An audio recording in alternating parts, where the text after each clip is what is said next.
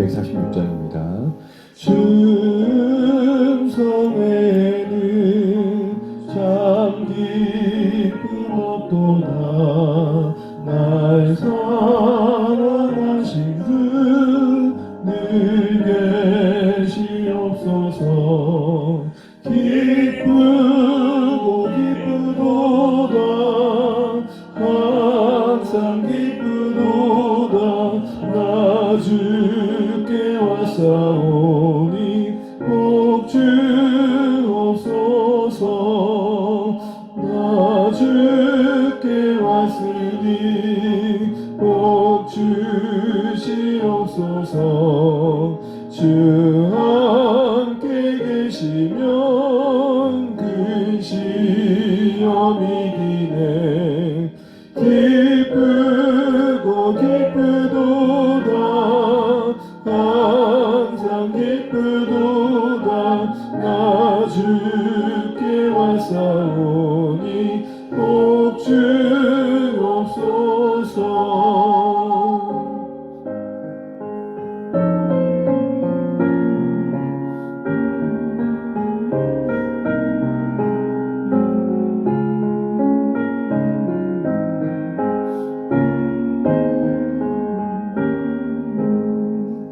주 떠나가시면 내 생명 헛되네. 기쁨과 슬플 때 늘 계시옵소서. 기쁘고 기쁘도다.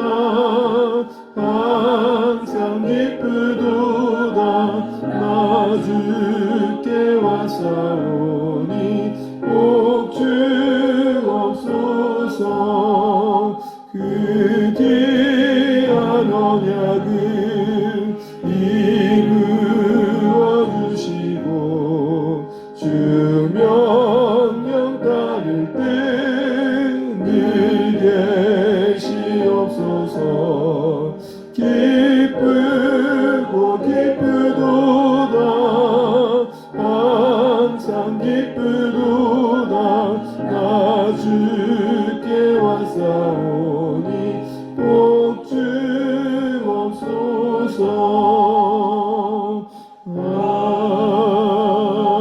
아멘. 네, 함께 보실 말씀 시편 53편입니다. 시편 53편 1절에서 6절까지입니다.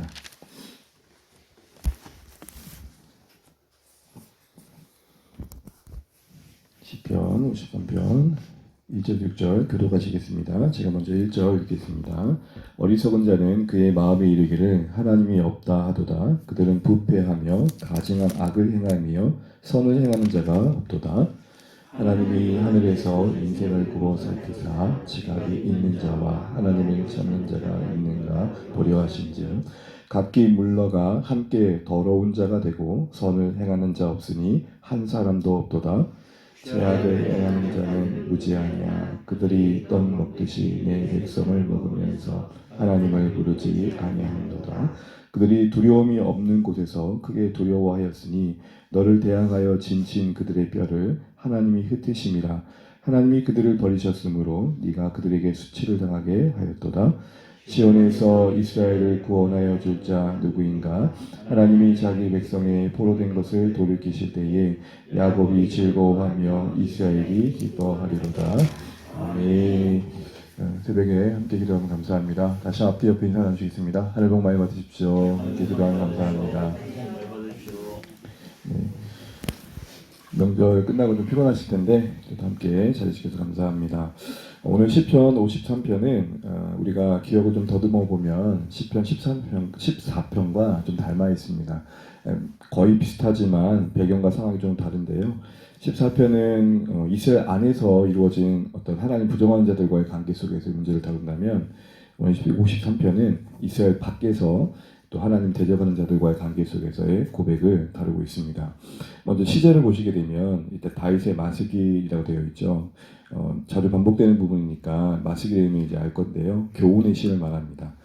그리고 인도자에 따라 마할랏에 맞춘 노래를 했는데 이 마할랏이란 말은 슬픈 곡절을 의미하는 거죠. 그러니까 이 1절부터 6절이 짧은 내용이긴 하지만 내내 우울한 마음과 슬픈 마음을 따라 부르고 있는 노래라 보는 것입니다. 그 내용의 슬픔이 무엇입니까? 하나님을 찾는 자가 없는, 그리고 그 안에서 선을 행하는 자 찾아볼 수 없는, 의로운 자를 찾아볼 수 없는 그 현실에 대한 애통함인 거죠.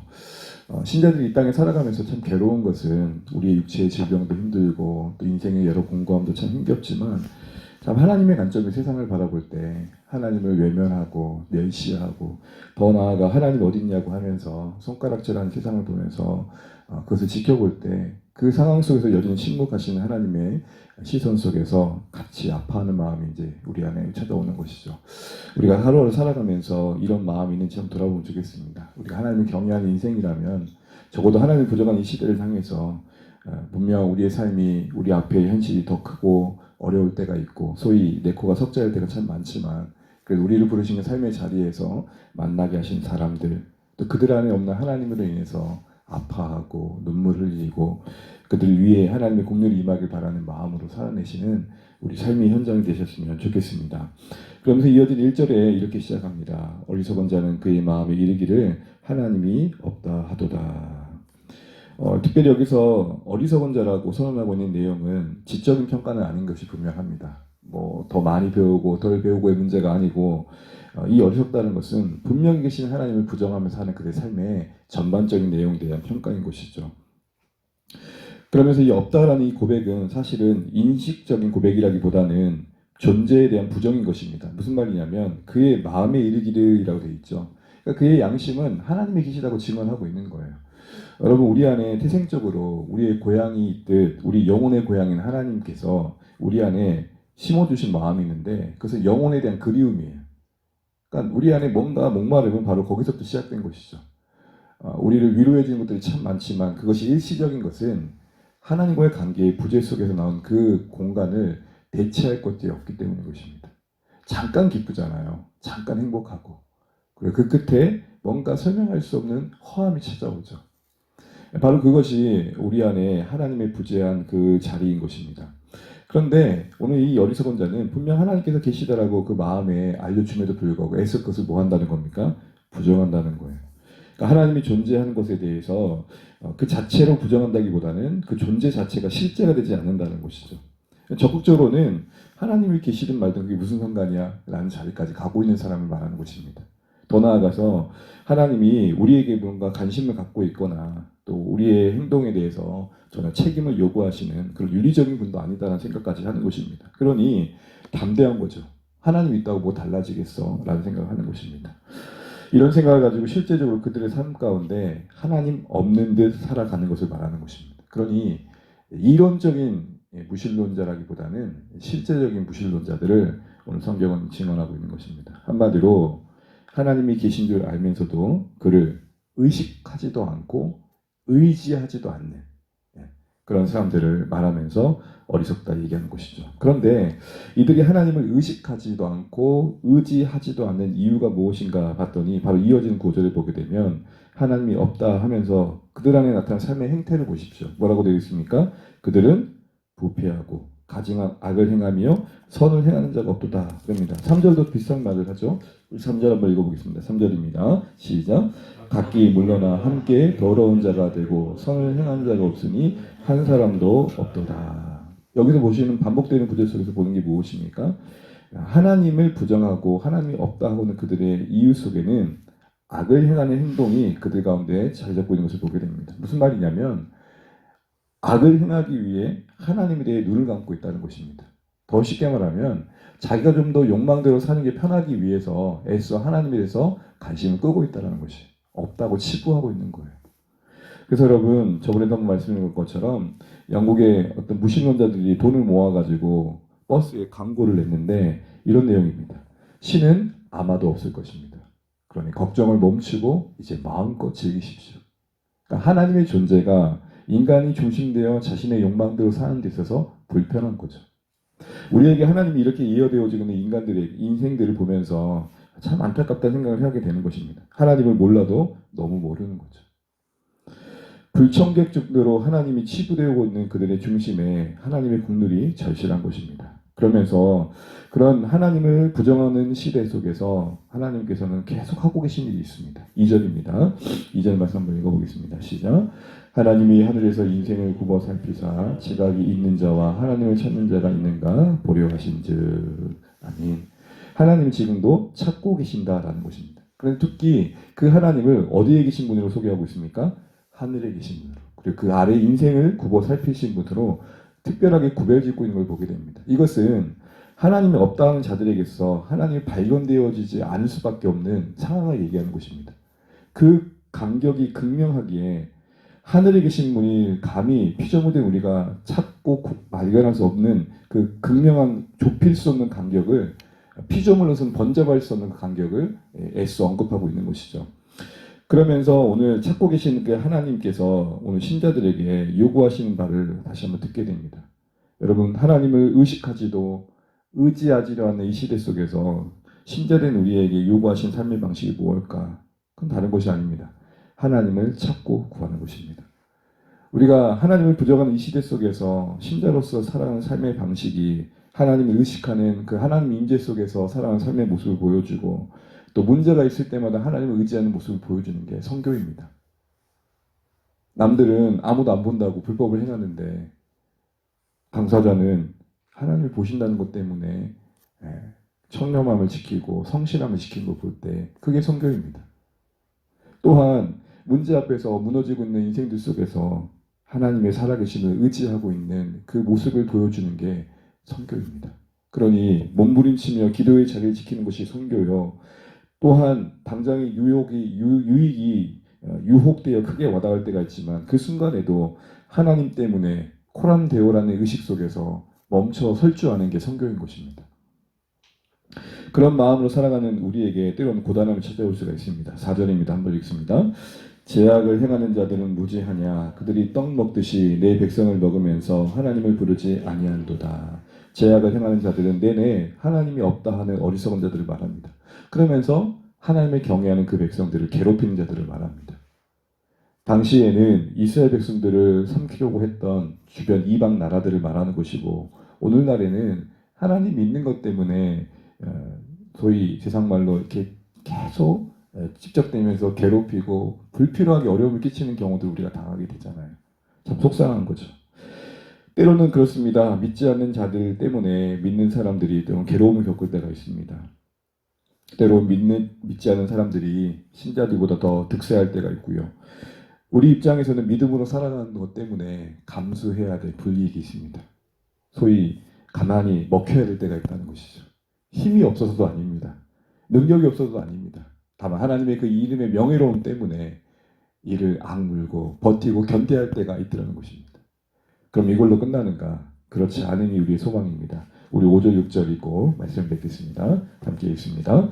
그들이 두려움이 없는 곳에서 크게 두려워하였으니 너를 대항하여 진친 그들의 뼈를 하나님이 흩으시리라.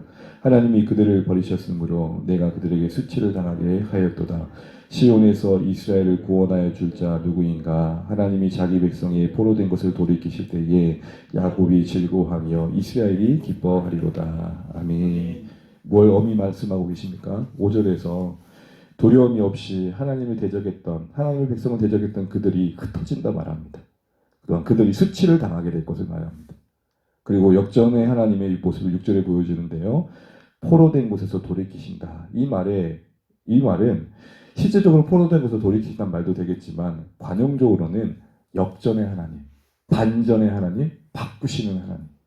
이 하나님이 우리에게 계심을 소망으로 격려하면서 하나님이 없다 하는 시대 속에서 신자들아 하나님을 의식하고 의지하며 꿋꿋하게 변함없이 살아가길 바란다. 그것을 교훈하고 있는 시가 오늘 바로 시편 53편인 것입니다.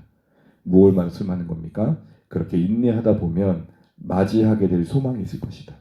그렇게 인내하다 보면 어제 말씀처럼 항상 하나님의 인자하심이 있는 것을 우리가 알게 될 것이다. 하나님의 인자하심이 가져다줄 승리가 있고 역전이 있으며 회복이 있을 것이다. 이 얘기를 하고 계시는 겁니다. 사랑하는 성도 여러분, 오늘 이 말씀을 기억하면서 오늘 우리도 살아가는 삶의 자리가 하나님이 인정하지 않는 시대 속에 살아갑니다. 그러니 고단한 거죠. 여러분 살아간 직장이, 여러분 살아간 삶의 자리가 다 신자들이면 얼마나 좋아요. 별말 하지 않아도 하나님 의지하는 자리면서 얼마나 좋아요. 근데 그렇지 않다는 거예요. 근데 그런 삶의 자리에서 하나님을 의식하는 거, 하나님을 의지하는 거 쉽지 않지만 그게 선교다. 그게 우리 인생을 보시는 선교의 방식이다. 이걸 기억하면서 오늘도 선교사로 파송받는 여러분 삶의 자리를 하나님을 의식하며 의지하며 살아계실 때에 야곱의 하나님께서 이스라엘 포로 가운데서 돌이키시는 이 역전의 하나님을 간증하는 일들이 주 안에 우리 모든 가족들 가운데 넘쳐나시기를 주의 이름으로 축복합니다. 찬양하겠습니다. 찬송가 488장입니다. 이 몸의 소망 무엇인가 찬양드리고 기도하겠습니다. 찬송가 488장입니다. 이 몸의 소망 무엇인가 찬양드립니다.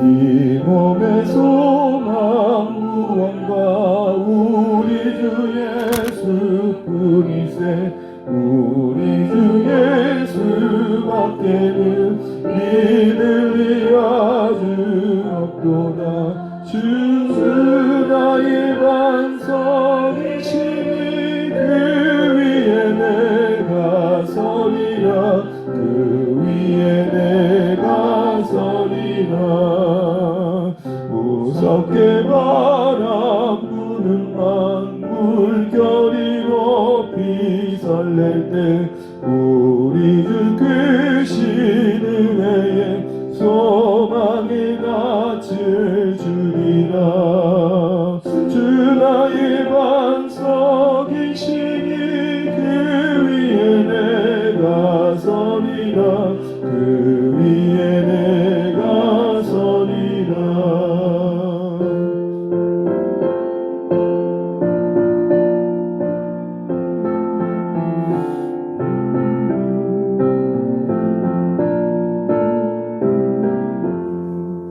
세상에 믿던 모든 것 끊어질 그날 되어도 구주의 언약 미사와 내 소망 더욱 크리라 주 나의 반석이시니 그 위에 내가 서리라 그 위에 내가 서리라 바라던 천국 올라가 하나님 앞에 배울 때 구주의 은혜를 힘입어 어여치 바로 서리라 주 나의 반석이시니 그 위에 내가 서리라 그 위에 내가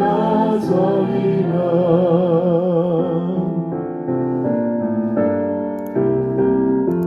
네, 우리 함께 기도하는 시간 갖겠습니다. 오늘도 주신 허락하신 한날을 감사합니다. 오늘 주신 말씀 기억하면서 다시 한번 기도하실 때 하나님 오늘도 우리가 말씀처럼 하나님이 아니 계시다는 시대 속에 살아갑니다. 그러나 하나님을 의식하고 하나님을 의지하면서 오늘 하루도 우리 부르신 삶의 자리에 선교사의 삶을 감당하길 소원합니다. 우리를 통해 하나님의 살아계심이 증언되길 소원합니다. 포로 가운데서 이스라엘을 돌이키시는 그 역전의 하나님을 우리 일상 속에서 경험하면 좋겠습니다. 하나님 오늘도 감당할 힘을 주시고 마음을 주시고 하나님을 불신한 저들을 끌어안고 긍휼히 여기는 마음을 살아낼 수 있는 한날 되게 해달라고 기도하시면 되겠습니다.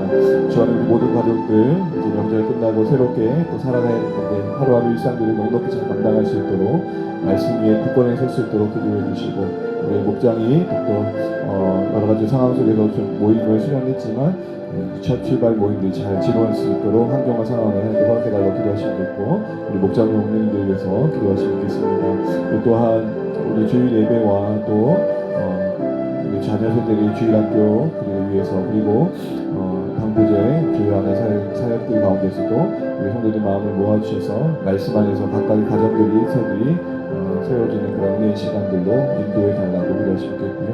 여러분 살아갈 삶의 자리를 위해서 또 사랑하는 가족들을 위해서 함께 기도하시다가 그리고 평안 중에 하루 승리하시길 소망합니다. 함께 기도하시겠습니다. 하나님 아버지 은혜를 감사합니다.